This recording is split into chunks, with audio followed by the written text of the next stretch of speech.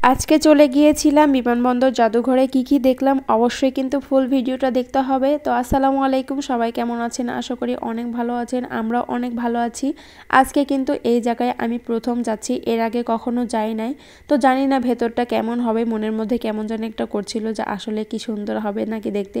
প্রথমে আমরা কিন্তু নেমে তারপরে কিন্তু টিকিট কাউন্টারে টিকিট কেটে নিয়েছি দুইটা, আমার আর আমার জামাইয়ের। তো ভিতরটা এত সুন্দর লাগছিল, বাহির থেকে যদি এত সুন্দর লাগে না জানি ভিতরটা কেমন লাগবে। তো ভিতরে ঢুকে পড়েছিলাম আমরা, আর ভিতরের পরিবেশটা এত সুন্দর ছিল আর এত পরিষ্কার, এত নম্রভাবে, মানে এত ঠান্ডা একটা পরিবেশ ছিল। সবাই ঘোরাঘুরি করছিল, আমার তো দেখে বেশ ভালো লাগছিল।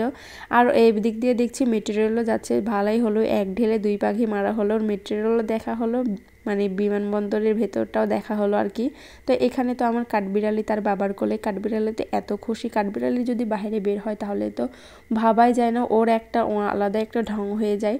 তো যাই হোক, এদিকে তো অনেক মানে বিমান সাজানো ছিল। আমি তো আমার জামাইকে বলছিলাম এতগুলো বিমান এখানে, মানে এগুলো কি ব্যবহার করা হয় নাকি? সে বলছে যে না, এগুলো হচ্ছে যুদ্ধের আমলে ব্যবহার করা হতো, তখন এখন আর ব্যবহার করা হয় না, সেজন্য এগুলো এখন মানে সুন্দর করে সাজিয়ে রেখেছে, মানে একটা সৌন্দর্যের জন্য। তো অনেক ভালো লেগেছে। আর এদিকে তো একটা উড়োজাহাজও মানে বিমান যাচ্ছিল আর কি, সরি।